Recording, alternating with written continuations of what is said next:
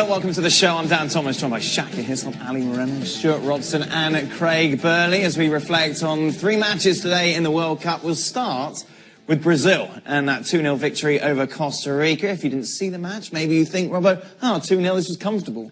It was a clear path by Tite in understanding that a manager can make a difference in a positive way in a game, that you can impact what the team does on the field. The same way that we mentioned Sampaoli, we thought, what is this guy doing? You can see that Tite has a plan. Because when the team he's brave enough to say, right at half player, you say, you know what? It's also good to have those options coming off the bench. Douglas Costa comes in, makes a difference. And then as he got later into the game, he puts in Firmino, a second striker, just kind of playing underneath Gabriel Jesus. And the first goal comes from where? Comes from Firmino winning a ball inside the 18-yard box, continue following in the play. It just gives you a sense that a team that is going to win this tournament has to have not only a plan in place from the coach, not only talent on the field, but you also have to have options off the bench, and Brazil has all of that. An embarrassment of riches. Almost. Always on the move. Movement is clever, and it allows space for players to run in behind and move off. Jesus is a different type of player, and maybe that's something we'll see. But there's never easy games at this, but I would have been shocked if Brazil not got the 3 points. But after 90 minutes, it was 0-0, Shaq. Yeah, it was. And in fairness, I think Tite played a huge part in exactly how this game did finish up. At the same time, if you're looking at this from a Costa Rica point of view, I've been a little bit disappointed in Gabriel Jesus so far this tournament. But then you have Neymar drifting out to the left-hand side. You know he wants to get on the ball. You foul him out there. That's no real hazard at all. I think the game and Neymar's performance also turned on that reverse of the penalty call, where quite clearly from then on in, angry Neymar is a whole lot better than I'm a victim Neymar. And you saw Brazil and his performance improve, and that was a big turning point and a difference between a point and 3. They have great rotation down the left hand side. You were talking about Willian. Willian has to give width out on that right hand. He was stuck out on the right hand side. That's same with Douglas Costa when he went out there. But there was good movement down that left hand side. Marcelo coming forward. Coutinho goes out there. Neymar can then drift in field. It's a great What did you rotation. make of Neymar? We talked about him a lot over the last few days. He played better. He made better decisions. It wasn't all about him. He passed the ball off and then tried to get higher up the field. He still did things that frustrate you. He went down far too easily. He lost possession far too easily. And the thing that would worry me, they're 1-0 up. He gets the ball in the corner. He tries to flick over somebody's head when they could just keep the ball in the corner. So it's all again about him in that last minute. We're now winning the game. I haven't had a penalty given to me. I'm going to flick it over the defender's head and try and get the other side. They lost possession. The ball could have gone up the other end. Fortunately for them, it didn't. But that's the sort of things you get frustrated with him about. Well, maybe so. But the other way to look at that is the fact that Neymar is willing to do those things when 1-0, and that's part of his game. And so it's also part of his genius. And so you sort of have to live with that and say, okay, if that's the version of Neymar that we're going to get, but then he's also going to score goals from us, you live with that if you're Brazil. Because that part of Neymar's game, it also, I think, in some ways, pushes him to a different level entirely. You see then a confident Neymar is the sort of player that you want Brazil to have on the final third, because you know he can change the game for you. You want him 1v1 in that final third, going into the penalty box, taking people on, getting his shot away, rather than doing the tricks out in the wide area. That's where he's going to be his most. That's where he's going to match the Messis and the Ronaldos if he wants to be one of the best players in the world, where he's doing it constantly in the attacking third of the field. I was going to say, there is a player who really should be still in the headlines from Neymar, but he's kind of not because of Neymar's antics, both from the first game and in the training leading up to this game, and with what we're going to talk about in a bit at the end of the game, is Philippe Coutinho.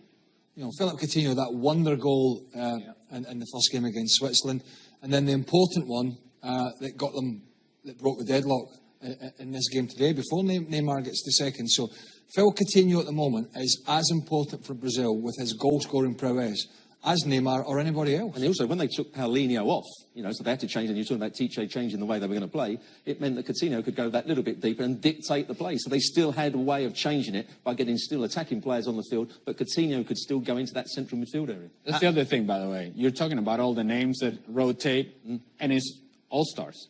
It's superstars everywhere. So we're talking about, well, we'll take Paulinho off, we put in Firmino. We rotate Douglas Costa, we take Willian off, and this is what... It's just a team that has talent everywhere. Yep. And if they continue to improve, as they have so far, this team, I just don't see anybody else on their best day beating Brazil. The great thing is they can still go out. Well, I don't mean that's great. Whoa, that's a statement. No, I mean, look, we got Croatia on 6 points through. We got France, who have played pretty poorly, already through. Here we've got Brazil, who are now going to go into the last game against Serbia with a potential. So obviously, just to explain, if Serbia beat Brazil and Switzerland don't lose against Costa Rica, then it will be Serbia and Switzerland going through Brazil. I mean, this has got you very excited, Craig. No, I hate dead rubbers in the last game. I hate dead rubbers. So, as bad as the result was for Serbia today, they've got something to play for. Okay, it's arguably the best team in the tournament they're going to be playing against. But if Switzerland can dig in to get a result, maybe Serbia can if they can improve their defence. They've got more talented players than Switzerland going forward. It is an unlikely scenario, but it is a scenario, and I think that makes the competition interesting. I just want to go back to Neymar because, of course, that goal means now he's the third all-time top goal scorer in the Brazilian national team's history. Above him, not bad, is it? Pelé and Ronaldo. But it is emotional outbursts after the game, in tears, on the pitch, after scoring that goal, after the full-time whistle. Went on Instagram, didn't he, say that it was just the emotional outpouring. You know, it's not been easy for me. Okay, I know and I recognize this is going to be a largely unpopular position on this panel, knowing the people that I have working with me. I don't mind it. Right. I don't mind the emotion coming out, because if I'm standing in that locker room and Neymar crying means that he's letting go of everything that has come into this tournament, of all the pressure, of all the things that he has created for himself, and that means that I'm going to get a better version of Neymar going forward, I'm all for it. I'm going to turn left now. Oh, I think Robbo's equally as cynical as me. I mean, if Serbia beat them, there'll be a tidal wave of tears. But these crocodile tears... They've just beaten Costa Rica, for God's sake. But he's been under so much pressure. Well, he puts himself under so much pressure by his antics and the thing. But I don't mind him crying and doing all that stuff and going on Instagram as long as he performs out on the field and does the right things out on the field. Instagram is a weird word to come out. Yeah, well, it doesn't go anywhere near viral and things like that. He doesn't know what it is. Yeah. He's just heard the word. He's heard the word Instagram. Look, I mean, come on. This is the me scenario. I understand. Every Brazilian that is pulled on the jersey, the real top ones, whether it be back in the day when it was Zico and Socrates, or whether it was Pelé before them, the list goes on where it's Romario and Ronaldo, they've all been under the most immense pressure. It's what makes them special. Like he's not. Don't start crying about it after beating Costa Rica. It doesn't matter. He's not the only player this tournament who's under pressure. There are a lot more players, well, a couple more players under a whole lot more pressure. Yes, I do. I haven't. I feel as well. If he feels to cry, he feels to cry. That's up to him. I just find it disingenuous. The last time he was in tears, similarly, was in a press conference when TJ was defending him. I don't understand how you go from winning a game at the World Cup to breaking down in tears.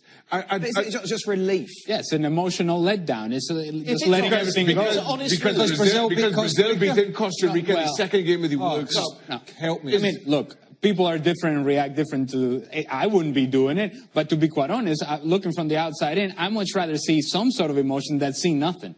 So what are we to expect if they beat Serbia? What are we to expect next round? Is this going to continue? No, but this is kind of the relief of everything that's gone on, isn't it? Now it's kicking on from here. What has gone on? What has gone on? I'm sitting here going, Neymar's rubbish, look at his horrible hair. What has gone on that he hasn't brought on himself? Well, that's fair. He has brought a lot of this on himself. That's fair. But I do think there is some relief. There is some sense of, you know what? There was a game that we thought we were not going to get the 3 points. We got a late goal. I scored a late goal. And now, all of a sudden, my World Cup takes a different turn than what it was before. Well, then go in the dressing room and cry. Well, okay. No need to sit in the middle of the pitch and make it about you either. Again, bringing it on himself. Okay, let's just take a look at the Group E odds. The teams to qualify. No feelings around here. Switzerland 66-1 on to advance. Brazil big favourites as well, 14-1. Switzerland, of course, have put themselves in that position after coming from behind to beat Serbia 2-1. I can't see Serbia beating Brazil. I mean, the only way of scoring I can see is getting the ball into wide areas, getting crosses into the box. I'm not sure they're going to be able to play with two up front against Brazil. I think Milinkovic-Savic will have to go deeper, as he did in the second half of this game, so it leaves Mitrovic up front. What did you make of Switzerland? I thought Switzerland, first half, were poor. I think Serbia were the better side. But in the second half, Shaqiri played sort of almost on the counter-attack. He just didn't recover. He got himself into a position. As soon as they won the ball back, they got it to him. They got a lucky lifeline with a great strike from Xhaka. And from that moment on, they grew in confidence. And it was a bad decision by the centre-back for Serbia to try and play offside, which let Shaqiri go in. You've got two things. When Xhaka equalised, you got Branislav Ivanovic almost lying on the ground. Comes out with the usual scenario with the arms behind the back, not to give a penalty away, and then sort of falls over. As good a strike as it was, you've got to make yourself as big. You've got to take one for the team. It hits you in the face, it hits you in the chest, it hits you. You lay down, and then as Rob rightly mentioned, nobody wants to go with runners these days. Everybody wants to step up for offside. Crazy decision, and that's what cost them. But Serbia can feel aggrieved, can't they, Shaq? Because, you know, we've been nice to VAR. VAR's done brilliantly so far, but really there should have been a review, shouldn't they, for that penalty call? On Mitrovic, absolutely. It was a blown call. The referee gives it because it's the easier of the two decisions. Players tussling in the box. It's almost easier to give it to the defender than it is to point to the penalty spot. But you've got VAR at your disposal. And that should have been overturned. We saw the replays, and without question, that should have been a penalty. And given how good Serbia were, at that point, I thought they started well and then dropped back on their heels. They get a goal there. I'm not sure that they give up a second. Maybe they go... I get the feeling that when those two Swiss players wrestled Mitrovic to the ground, at that point, in the VAR control room, the cheeseburger and fries had just been delivered. All right. And the bar guy, they just went like, nothing to see here. I mean, literally, Fabian Schär was in this position, okay? The ball's coming from this way, this is what he was doing. I mean, if that's... I'm glad I'm not sitting over there. I mean, come on. Hey, it was tight. You're like a hug. Well, I'm not going to cry. Not really, though. That's when something like this happens, and people will say, well, that's subjective. When an incident like that happens, I think generally we're quite balanced with stuff like that, that you wonder what these people are watching. Yeah. You know, you wonder if they sit and the replays roll in, 2, 3, 4 replays as quick as they come, and you can see the two guys wrestling. You just wonder then, what is this human being who is a FIFA referee, what are they looking at? Well, obviously they're having their cheeseburger and fries. Well, that's exactly right. And meanwhile, we saw the other game in Group D today, Nigeria, doing all Argentina fans a big favour by beating Iceland by 2-0, which opened things up completely now, doesn't it? Because if Argentina beat Nigeria and Iceland fail to beat Croatia, then it'd be Croatia and Argentina that'll be going through. Before we talk about what could happen in that group, let's talk about the game a little bit, Robbo. Nigeria, for the first half, I thought were awful. They didn't have a shot on target, did they? Didn't have a shot on target. They couldn't find a way of getting the ball into their front play in Nacho and Musa. I thought Iceland got to every knockdown. They were getting balls into the box. Iceland were the better team without creating a really good chance, but they were the better side. But in the second half, when they scored a goal on the counter-attack, and from that moment on, Musa was a real problem for them. Yeah. He's paced down the side of the defenders. It meant that Iceland had to push their fullbacks higher up the field. Musa could then run again down the side, and what a good second goal it was. In the end, the second half performance just about deserved it. It must have been a strange feeling for Iceland going into halftime and looking at each other saying, we are the one that have the ball? We're passing the ball around? We are the one creating those opportunities? And somehow we have to be comfortable? I just don't think that Iceland is comfortable doing that. I think they're far more comfortable being the team that sits back. And now Nigeria is doing what Iceland usually do. And it's no surprise. Early on in the second half, counter-attack goal. Then later on in the second half, counter-attack goal. Nigeria deserved it in the end, and Iceland now is in trouble. Now then. So, Croatia are done. They are fine. They are through to the next round. Argentina, Nigeria and Iceland with all possibilities to advance. Argentina favourites, Shaka. Ooh. Who's going through? What? Nigeria. I think as we sit right now, as these respective teams are in their hotels, the Argentina players are looking at each other, pointing fingers and trying to find somebody to blame. And the exact opposite is true in Nigeria. They're excited. They're looking forward to the next game. I think Nigeria go into this in a better frame of mind. They found their stride. They get the result. They go through. To your point, and I do think that people are pointing the finger at Argentina, but they're usually pointing the finger at Jorge Sampaoli.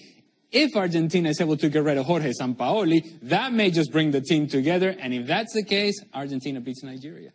I think Argentina will just about pull it together. I don't think Nigeria are a particularly good side. So I think Croatia are going to make changes. The coach has said it. Yep. Iceland beat them in the qualifying campaign. That could happen. It might not matter what happens for Argentina.